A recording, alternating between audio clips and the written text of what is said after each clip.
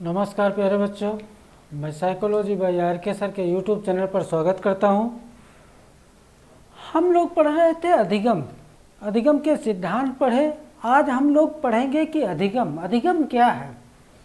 तो हम लोग पढ़ेंगे अधिगम का अर्थ,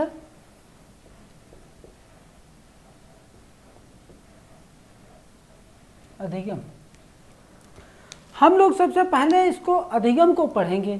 अधिगम का अर्थ तो हम कह सकते हैं अधिगम या सीखना सतत रूप से चलने वाली एक सार्वभौमिक प्रक्रिया है। अधिगम से अभिप्राय क्या है? तो अधिगम से अभिप्राय ये है कि प्रयास के द्वारा व्यवहार में आया कोई भी परिवर्तन को हम अधिगम कह सकते हैं। क्या प्यारे बच्चों, तो अधिगम का अर्थ पढ़ेंगे। अर्थ में हम लोग देखते हैं कि अधिगम माने सीखना, यानी इसको हम क्या लिख सकते हैं? सीखना भी लिख सकते हैं। अधिगम माने सीखना। और अधिगम कैसी प्रक्रिया है? तो अधिगम एक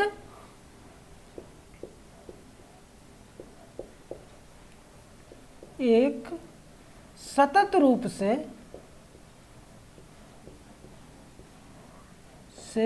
चलने वाली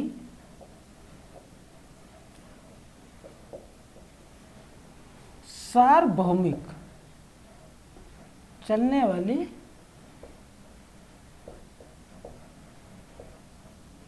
सतत रूप से चलने वाली सार्वभौमिक प्रक्रिया है। कोई आपसे पूछे कि अधिगम क्या है, तो आप कह सकते हैं कि अधिगम एक सतत रूप से चलने वाली सार्वभौमिक प्रक्रिया है। अधिगम से अभिप्राय है कि प्रयास के द्वारा व्यवहार में होने वाला कोई भी परिवर्तन को हम अधिगम कह सकते हैं।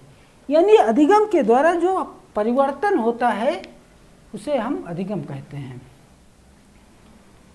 हम क्या कह सकते हैं कि व्यवहार में होने वाला परिवर्तन,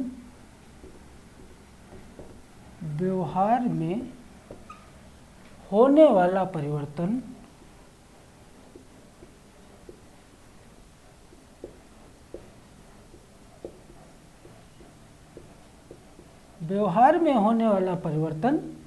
अधिगम है।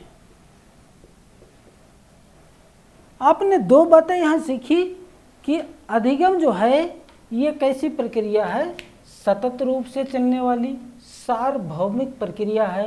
यानी व्यवहार में कोई भी आया परिवर्तन को हम अधिगम कह सकते हैं।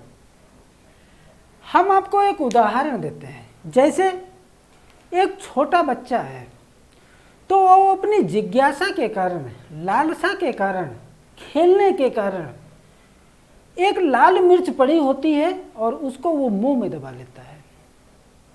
तो वो मुंह में कैसे दबाया? वो अपनी जिज्ञासा के कारण उसको मुंह में दबा लेता है और जैसे उसको दांत से दाबता है, मसूड़े से दाबता है, चबाने की कोशिश करता है, जैसे वो दाबता है तस उसे तीखे का अनुभव होता है और तुरंत उसको वो निकाल कर फेंक देते हैं।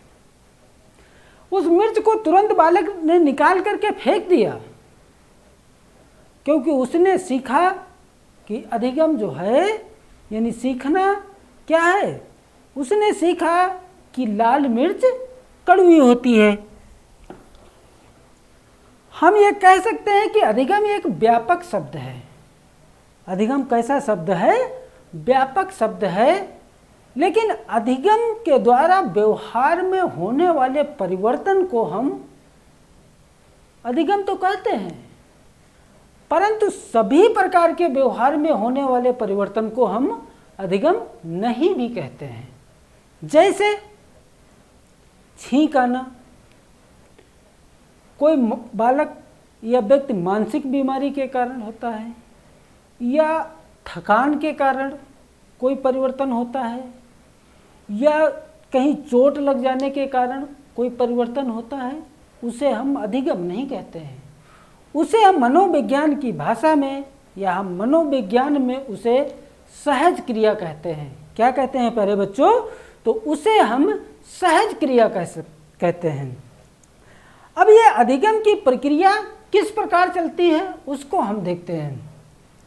अधिगम की प्रक्रिया,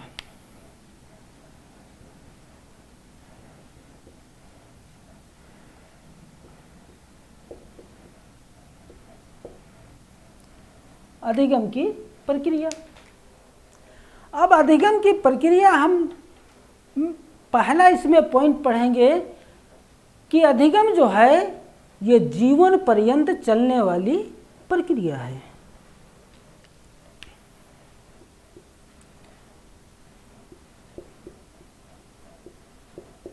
अधिगम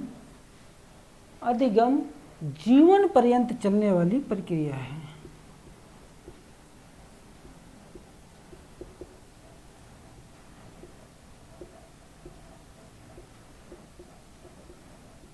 चलने वाली प्रक्रिया है। अब जीवन पर्यंत चलने वाली प्रक्रिया है, जैसे बालक का जब से जन्म होता है और जब तक बालक की मृत्यु नहीं हो जाती, यानी व्यक्ति की जब तक मृत्यु नहीं हो जाती, यानी जन्म से लेकर के मृत्यु तक व्यक्ति जीवन में प्रतिदिन कुछ न कुछ सीखता रहता है।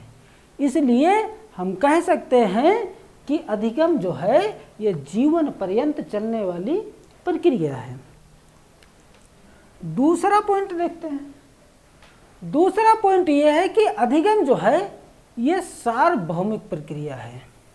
अधिगम सार्वभौमिक प्रक्रिया है। अधिगम कैसा है? तो सार्वभौमिक प्रक्रिया है। हम ये कह सकते हैं कि अधिगम केवल मनुष्य ही नहीं करता है, बल्कि जीव जंतु, पेड़ पौधे, पशु पक्षी सब अधिगम करते हैं। यानी अधिगम कैसी प्रक्रिया है? तो सार्वभौमिक प्रक्रिया है। जैसे बिल बनाना, घोंसला बनाना, भोजन की तलाश में इधर उधर जाना, खोज करना, ये सब कैसी प्रक्रिया है? ये सार्वभौमिक प्रक्रिया है। भाई बिल जो बना रहा है पक्षी या घोंसला जो बना रहा है पक्षी, तो वो जो है अधिगम कर रहा है, सीख रहा है, तभी तो वो अधिगम कर रहा है। कुछ न कुछ वो उसके द्वारा क्रिया की जा रही है, उसके द्वारा क्रिया की जा रही है घोंसला बनाने की। तो हम कह सकते हैं कि अधिगम केवल मनुष्य ही नहीं करता, बल्कि जीव जंतु, पेड़ पौधे, पशु पक्षी सब लोग मिलकर के अधिगम करते हैं। तीसरा पॉइंट हम देखते हैं। तीसरा पॉइंट यह है कि अधिगम जो है सक्रिय प्रक्रिया है। अधिगम जो है सक्रिय प्रक्रिया है। अधिगम सक्रिय प्रक्रिया है। हम ये कह सकते हैं कि जब तक हम प्रयास नहीं करेंगे तब तक हम अधिगम नहीं कर सकते हैं, यानी सीख नहीं सकते हैं। तो अधिगम करने के लिए एक ये कैसी प्रक्रिया है? तो सक्रिय प्रक्रिया है।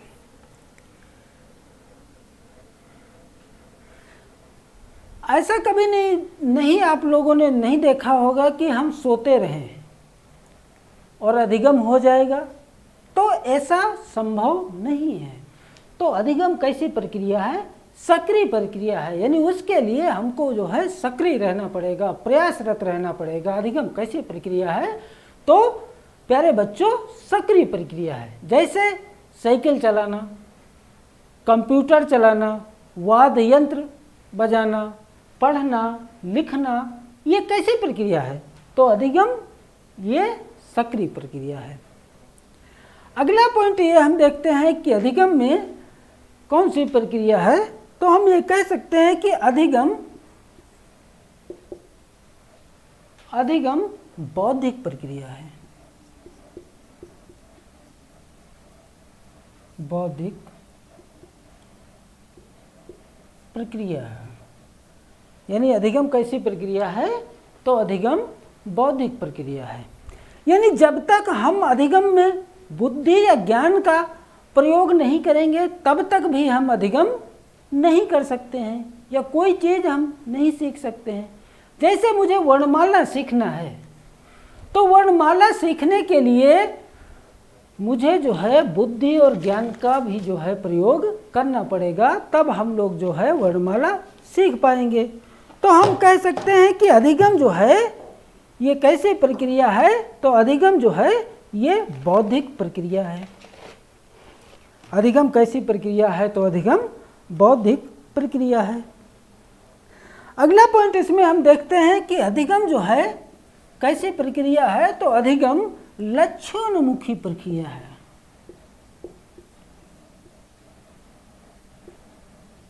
लक्ष्योन्मुखी प्रक्रिया है,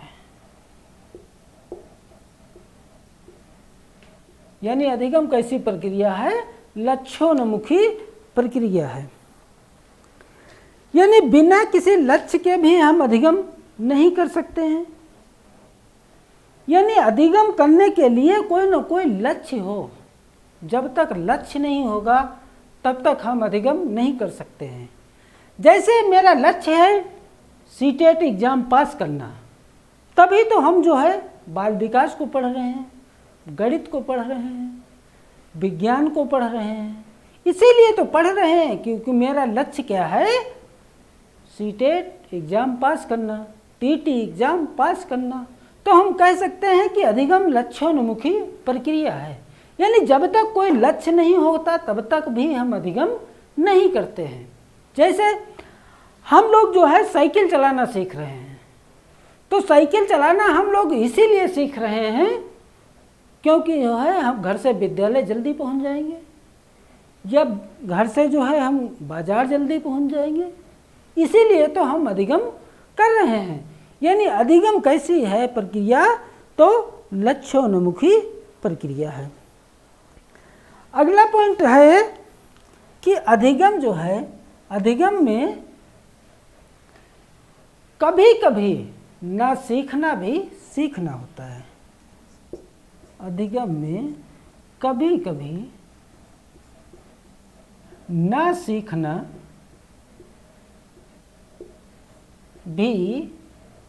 सीखना भी सीखना होता है। सीखना या अधिगम होता है।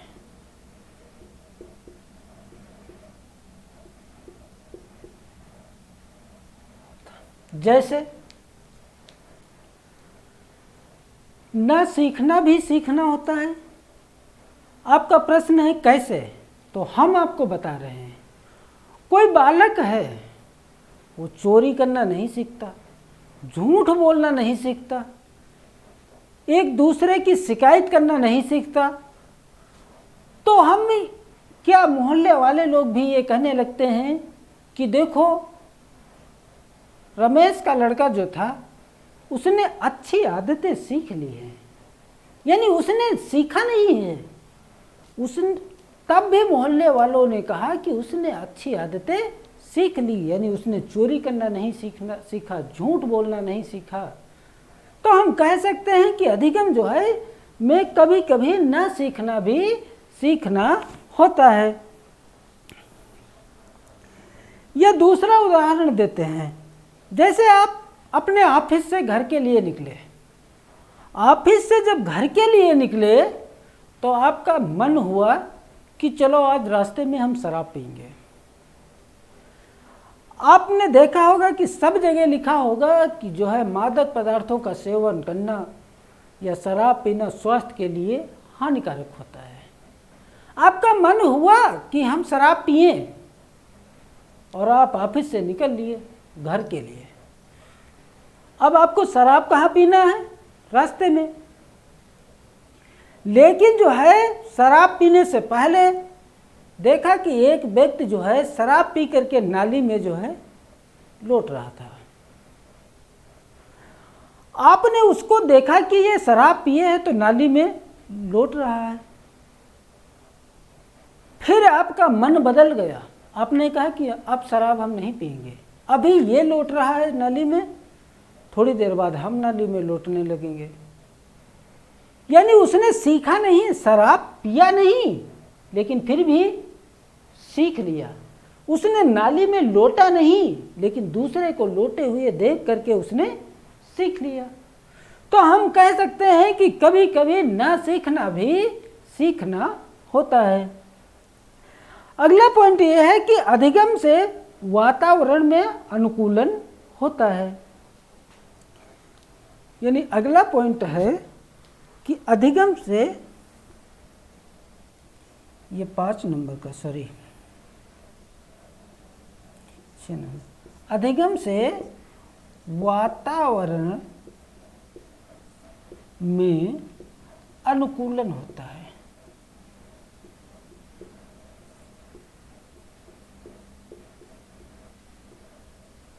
अधिगम से वातावरण में अनुकूलन होता है।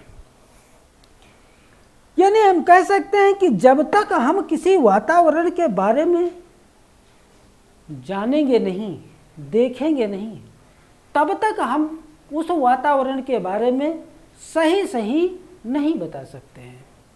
कहने का मतलब यह है कि जब तक बालक विद्यालय नहीं जाएगा, तब तक वो विद्यालय के विषय में सही सही अपनी व्याख्या नहीं दे सकता, बता नहीं सकता है कि कैसे विद्यालय है, विद्यालय में कैसे कमरे हैं, किस प्रकार का विद्यालय में माहौल है, कैसा वहाँ के अध्यापक पढ़ाते हैं। तो हम कह सकते हैं कि अधिगम जो है वातावरण में अनुकूलन होता है। अगला इसका पॉइंट है कि अधिगम कैसी प्रक्रिया है, तो अधिगम अस्थायी प्रक्रिया है। यानी 7वें नंबर का है कि अधिगम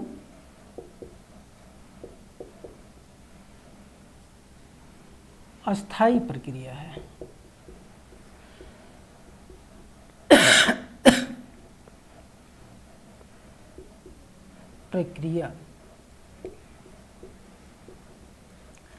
अधिगम अस्थायी प्रक्रिया है। यानी यदि हमने एक बार जो है वर्णमाला सीख लिया, बाल्यावस्था में हमने वर्णमाला सीख लिया,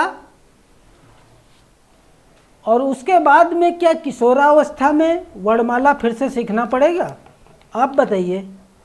आपका ऑप्शन होगा नहीं,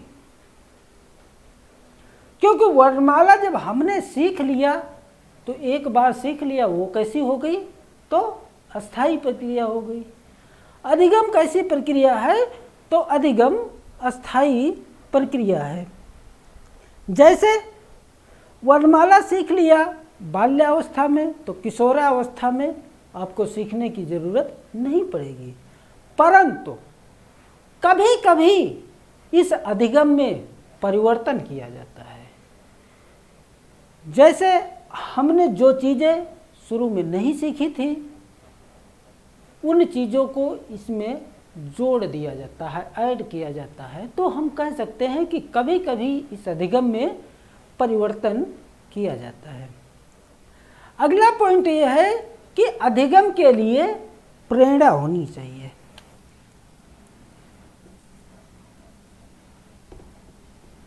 अधिगम के लिए प्रेरणा होनी चाहिए।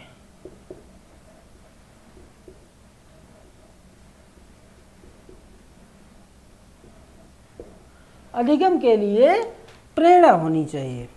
यानी प्रेरणा जब तक नहीं होगी तब तक भी हम अधिगम नहीं कर सकते।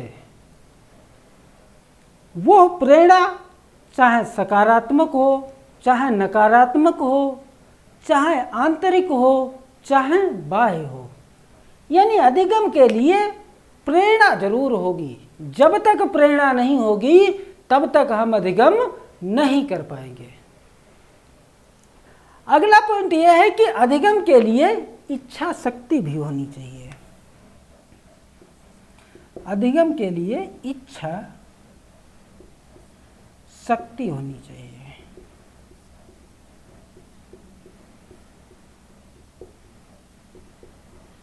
अधिगम के लिए इच्छा शक्ति होना चाहिए। हम कह सकते हैं कि जब तक व्यक्ति को सीखने की इच्छा नहीं होगी तब तक भी व्यक्ति सीख नहीं सकता। इसलिए अध्यापक जो है कक्षा में बच्चों को सीखने के लिए तत्पर करता है, तैयार करता है। हम आपको पिछले सिद्धांत में बताए थे कि थांडाइक ने कहा कि 10 आदमी मिल करके एक घोड़े को जबरदस्ती तालाब तक तो ले जा सकते हैं, पर 1000 आदमी मिल करके उस घोड़े को जबरदस्ती पानी नहीं पिला सकते हैं। यानी जब तक उसकी पीने की इच्छा नहीं होगी तब तक वो पानी नहीं पिएगा। यानी हम लोग जो है 10 लोग मिल करके या 2 लोग, मम्मी पापा गार्जियन सब लोग मिल करके बच्चे को जबरदस्ती विद्यालय तो भेज देते हैं, लेकिन जब तक बालक जो है सीखेगा नहीं, सीखने के लिए तत्पर नहीं होगा, प्रेरित नहीं होगा, तब तक भी जो है बालक सीख नहीं पाएगा। इसलिए अध्यापक जो है बच्चों को सीखने के लिए तत्पर करता है, प्रेरित करता है। अब हम लोग देखते हैं कि अधिगम की परिभाषा। बहुत सारे बच्चे कहते हैं कि सर मुझे अधिगम की परिभाषा याद नहीं होती है। क्या कहते हैं? कहते सर मुझे अधिगम की परिभाषा याद नहीं होती है। तो हम आपको बता रहे हैं कि अधिगम की परिभाषा आपको किस प्रकार याद करना है। एग्जाम में आपके अधिगम की परिभाषा से एक प्रश्न बनता ही है। तो अधिगम की परिभाषा,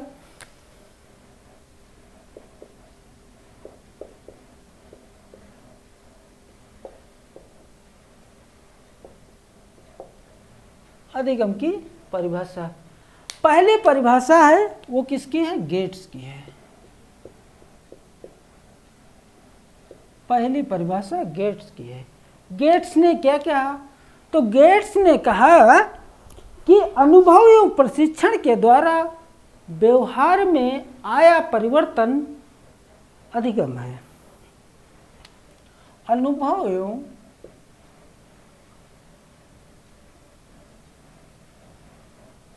प्रशिक्षण, अनुभव एवं प्रशिक्षण के द्वारा व्यवहार में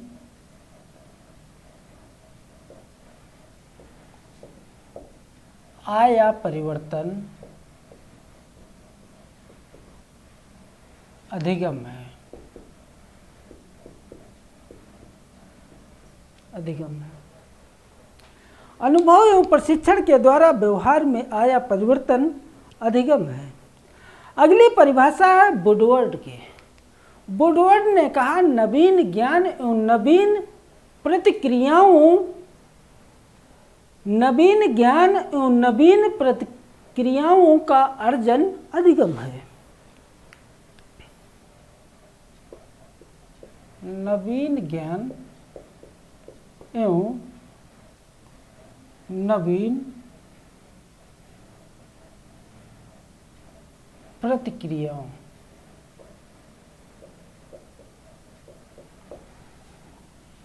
का अर्जन अधिगम है। ये किसकी परिभाषा है? तो ये वुडवर्थ की है। ये परिभाषा वुडवर्थ की है। अगली परिभाषा है क्रो एंड क्रो की। क्रो एवं crow, crow and crow. Crow and crow ने क्या कहा? तो हम आपको बताते हैं। क्रो एंड क्रो ने कहा आदतों, ज्ञान तथा अभिवृत्तियों का अर्जन अधिगम है। आदतों, ज्ञान, आदतों, ज्ञान तथा अभिवृत्तियों का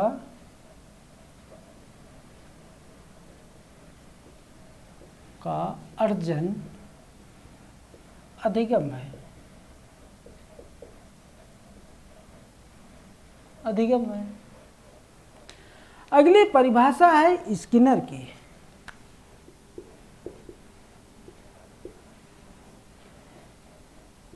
अगली परिभाषा स्किनर की।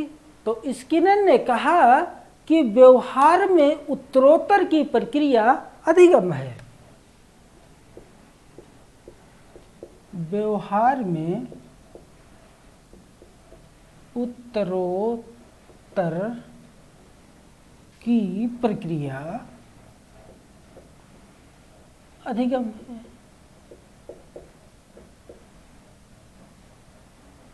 और अगली परिभाषा है वो है गिलफोर्ड की। गिलफोर्ड की।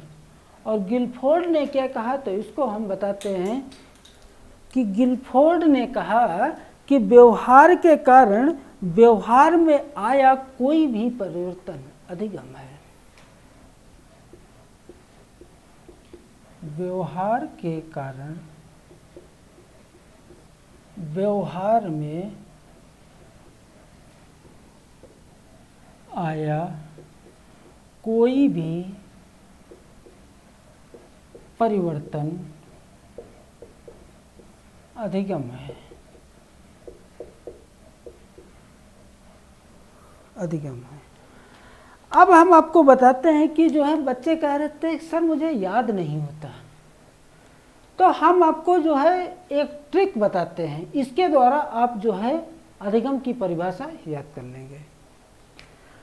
पहले परिभाषा गेट्स की है। गेट्स ने कौन सी परिभाषा दी कि अनुभव एवं प्रशिक्षण के द्वारा व्यवहार में आया परिवर्तन अधिगम है। यहाँ शब्द आया, आया और आता हमारे वहाँ कौन सा है, जो मेहमान होते हैं, गेट्स होते हैं। यानी मेहमान हमारे वहाँ आते हैं तो वही परिभाषा किसकी है, गेट्स की है। आता वही है जो हमारे लिए मेहमान हो, गेट्स है। ये परिभाषा किसकी, तो गेट्स की। बस एक शब्द आप पकड़िए, व्यवहार में आया, आपने तुरंत ऑप्शन लगा दिया गेट्स की। दूसरी परिभाषा है वुडवर्थ की।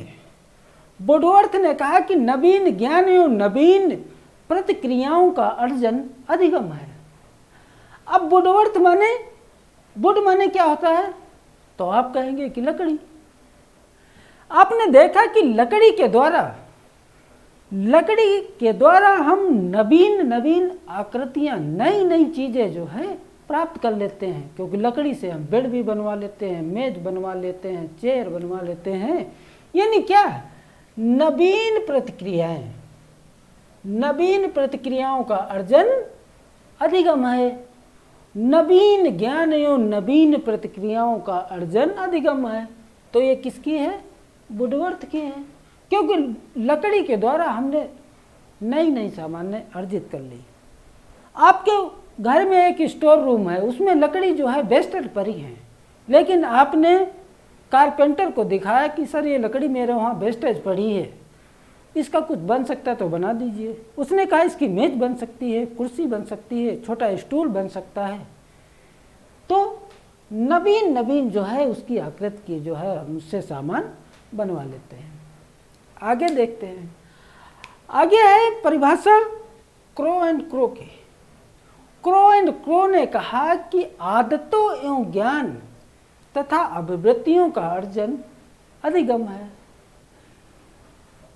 आपने देखा कि क्रो माने काऊ, कौवा, तो कौवे को आप रोटी दें, लेकिन तब भी वो छत पे बैठ करके काव काव करता रहेगा। तो उसकी क्या है, ये उसकी काव काव करने की क्या है, तो आदत है। क्या है, उसकी आदत है। अगली परिभाषा है स्किनर की। स्किनर ने कहा कि व्यवहार में उत्तरोत्तर की प्रक्रिया अधिगम है। और स्किनर की परिभाषा क्या है, व्यवहार में, बहुत छोटा सा शब्द पकड़िए, व्यवहार। आपने देखा यदि हमारी स्किन साफ सुथरा है, गोरे चिट्ठे हैं, हम साफ कपड़े पहनते हैं, तो ये हमारे व्यवहार की बात है। और यदि हम साफ सुथरा रहेंगे तो लोग मुझसे व्यवहार करेंगे, प्यार करेंगे, मित्रता करेंगे। तो ये किसकी परिभाषा हो गई, स्किनर की हो गई।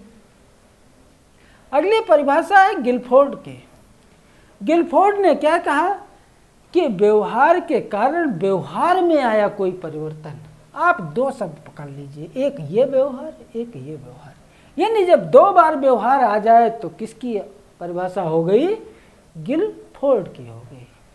इस प्रकार जो है आप अधिगम की परिभाषाएं याद कर सकते हैं। आई होप आप लोगों को ये मेरा वीडियो पसंद आया होगा। मैंने अपनी पूरी कोशिश की है ईमानदारी के साथ आप लोगों को समझाने की। प्यारे बच्चों, यदि मेरा वीडियो आपको पसंद आए तो इसे लाइक, शेयर, सब्सक्राइब अवश्य करें। मिलते हैं अगले वीडियो में। Thank you a lot for watching this session.